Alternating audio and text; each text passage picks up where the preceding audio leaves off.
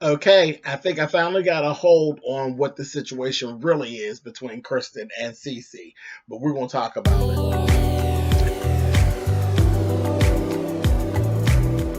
And I'm like, come on through, Cookie. I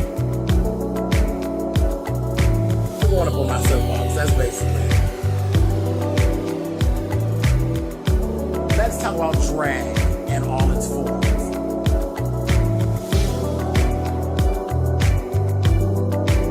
What, Cookie?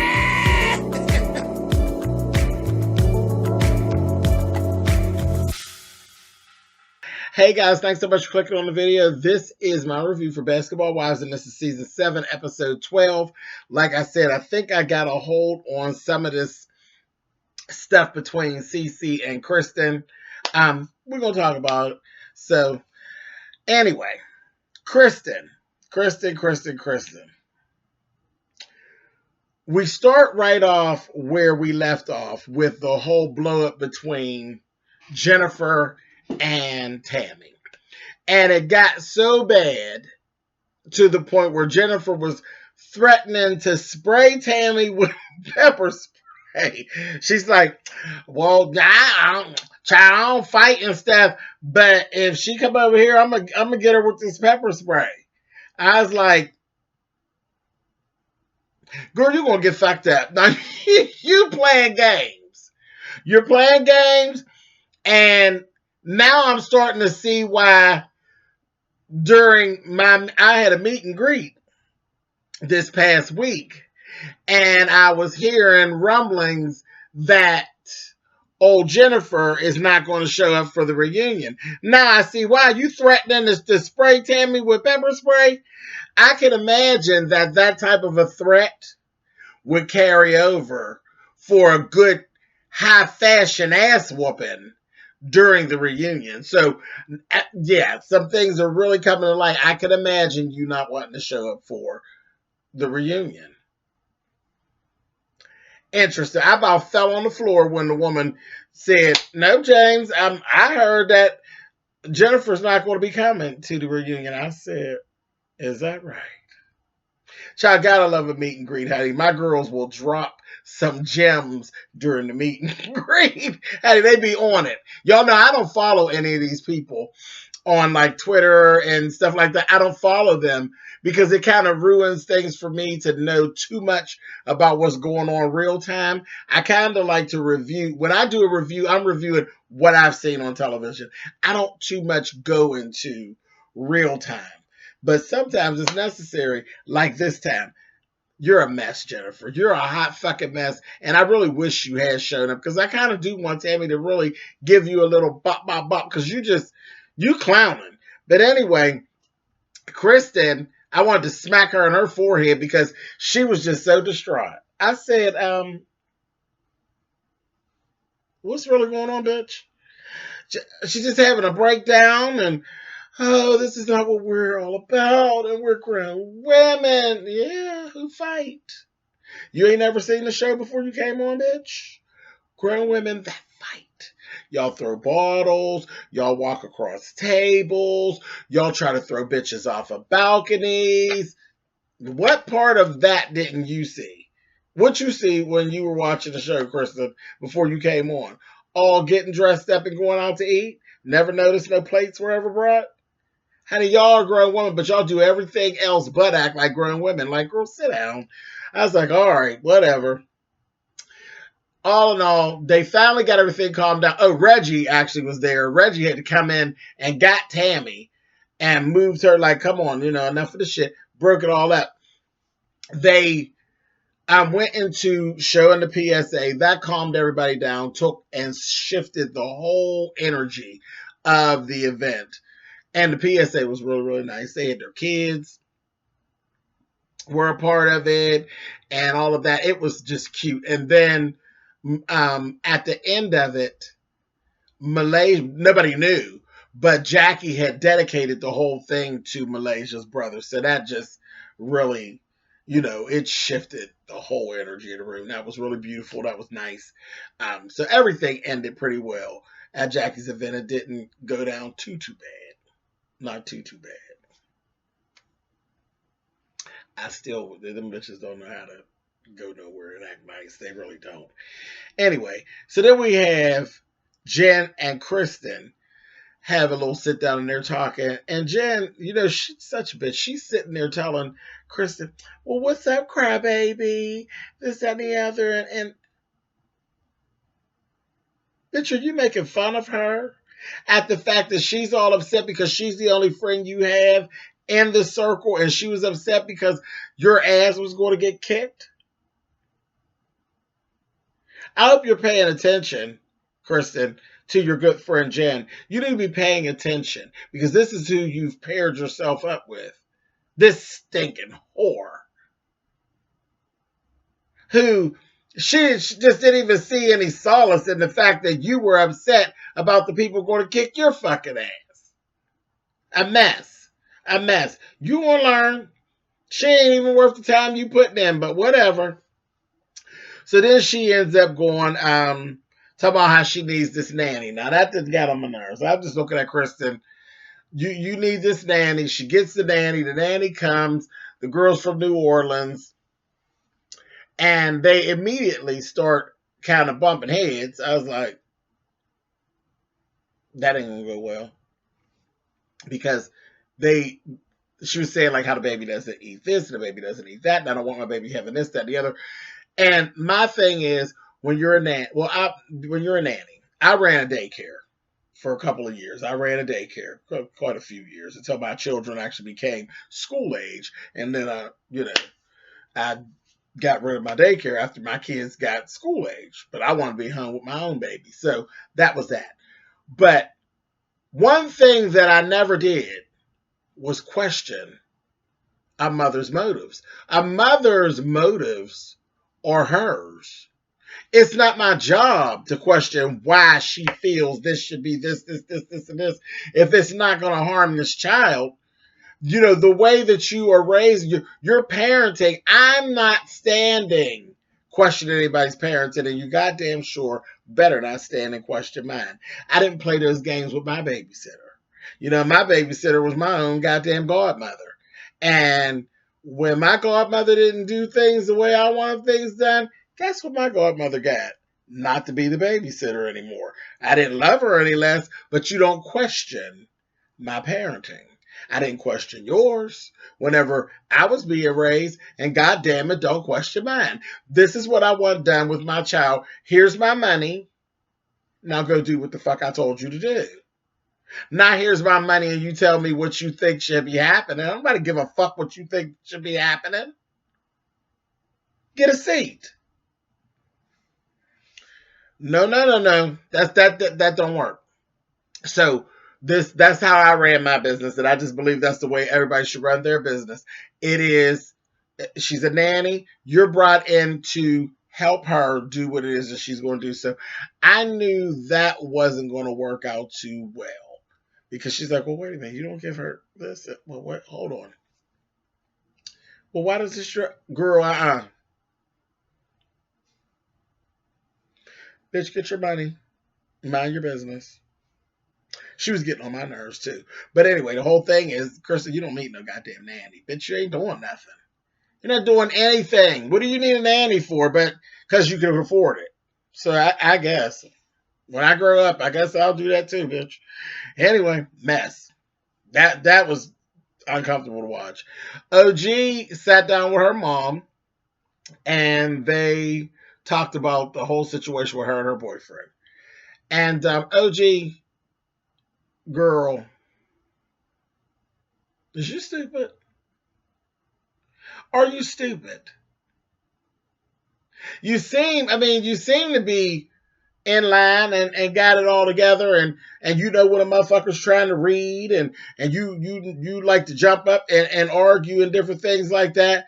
But why is it that when your boyfriend drops some knowledge on you, bitch, about the fact that he don't think that you the shit, that you don't catch that?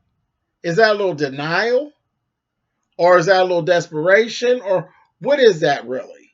Because the man done told you 22 times since this season started about how I don't think y'all really gonna be getting married and I don't think that forever is in y'all's future. And bitch, you act just like you don't understand. I got it. Why the fuck don't you get it? Every time you say something about, the situation, he get the plan done. That would piss me off. But for some reason, you just sit and start acting like do do do. You know, child, that's uncomfortable. Her mother told her, "Bitch, listen, you get your shit together. Either he gonna shit or get off the pot. He's gonna shit or you get off the pot, and you need to just ask him and tell him." And she said it nice, but that's what the fuck she meant. I don't want to talk about this shit no more. Girl, it's either yes or no. It ain't hard. It ain't brain surgery. Ridiculous. Whatever. Anyhow, so Jen, remember she went to see the little therapist and all of that. So she ends up having this mixer. And they playing the game, which called Spicy Bingo, and she had the little guys there. I said, okay. And Jennifer came across just straight up gold digger, honey. I said, go ahead, girl. She was straight for the lawyer, honey. She's looking at the other ones, and her and Kristen both. I said, girl, y'all giving gold digger teas up on this television, honey. And I'm laughing because yes, Jennifer's of a certain type of age. Yes, Jennifer has a certain type of lifestyle that she is accustomed to. But you have that lifestyle because you were married to a man who was a ball player, who this was the lifestyle that he could afford. Now, for you, I don't know what it is you bring to the table that says that you should stay in that lifestyle. So all this picky, like you to shit.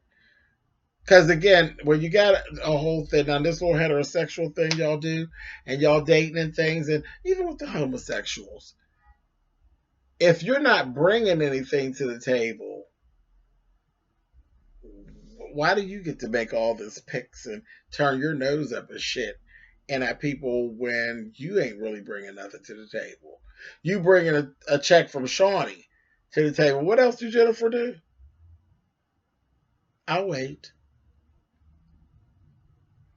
What else do you do, Jennifer, that would say that a lawyer, an entertainment lawyer, should be jumping at the chance to date you?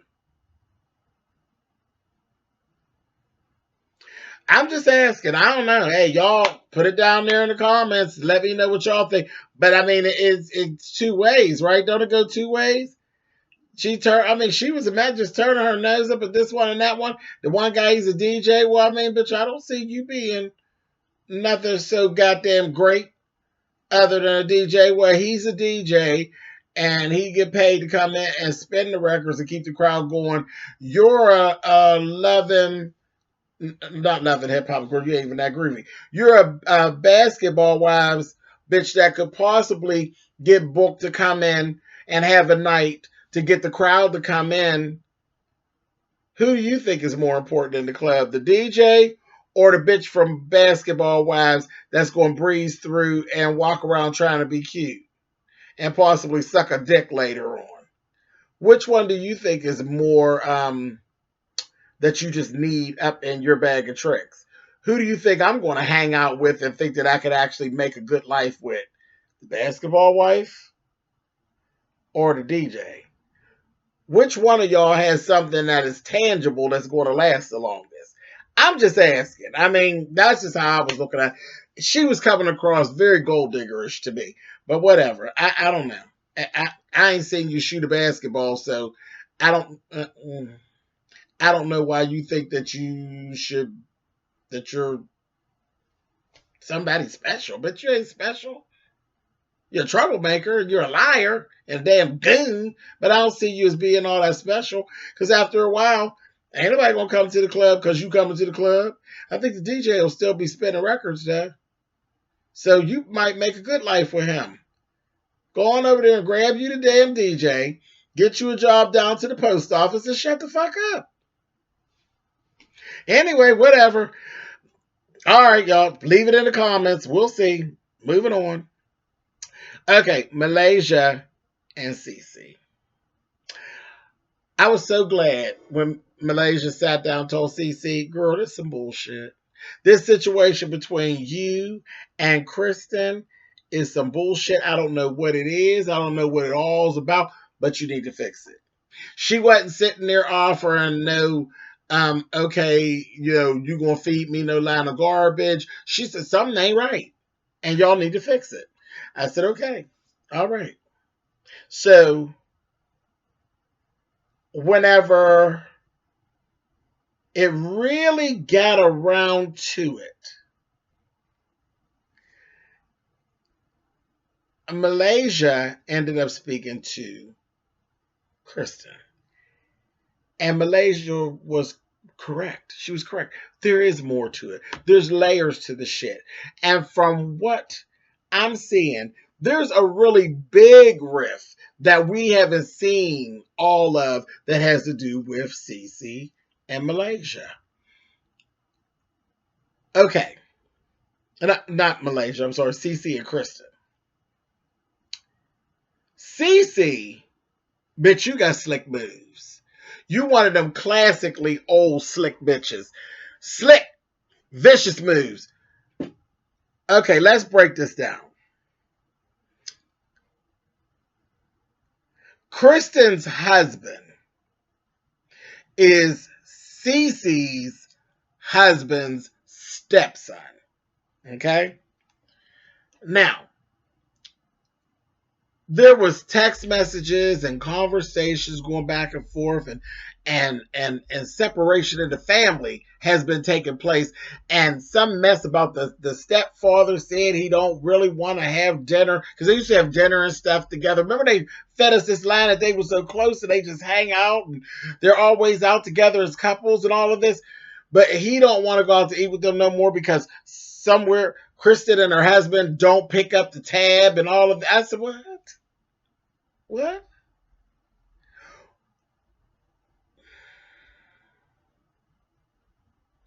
Do you really believe that I would actually be at a point where I'll be telling my mate that I don't want to have dinner with either one of my children because they don't pick up the tab? Would I really be looking for my kids to pick up the tab? You've been taking care of them. When I think of my children, it's always a taken care of thing. I just that's just automatic. Um, if they were in a position and they were going to pay the bill, that would be cute. But I would always and will always be prepared to pay the bill when it comes to my kids. So I don't think that we'd ever have an issue where there be text messages being sent about no paying of no goddamn bill or no petty shit like that. And I'm looking and Cece, you the one running around sharing these text messages and carrying on. Something ain't right. It seems to me like you there's confusion being run by the stepmother, which is Cece. Looks to me like, and I could be wrong, y'all tell me if this is what y'all say. It seems as though Cece is trying to push Kristen and her husband away, push them away and have her husband all to herself for some reason. That's kind of what I'm seeing because it seems as though, when it all gets down, said and done, and you look at the table and you got Cece's husband, Kristen, Kristen's husband, and Cece. Who is the non-family member? Cece.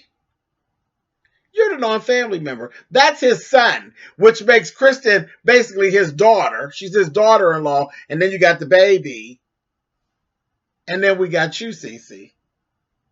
Girl, you not feeling special enough? Or you not feeling important enough? You feel as though you're in some type of a competition, so you have to push them. Because people get like that. And they try to take a person and pull them away from the old family. And, you try to create this new unit. And you try to push the old family away. People are petty like that. People are petty like that, and they keep it quiet, but they be petty like that. So that's what I saw. I said, wow, when I start looking at the behavior and how she was moving about, I said, that looked like she's trying to push them out of the picture. Like, she has her own little family unit that she wants. She don't want the old family unit parts and pieces there no more. I could be wrong. This is what I saw. That start making some of the sense. Some of this other shit that Cece be saying don't make any sense at all. It all started to sound like some more deep rooted petty bullshit on Cece's part to me. I don't know. Y'all tell me what you all think. Um, Last thing, Jen actually did go on a date with the lawyer, and y'all tell me what you think, but I just felt like the bitch was doing too much. She's doing too much. It was like, we're out having dinner. You have a date.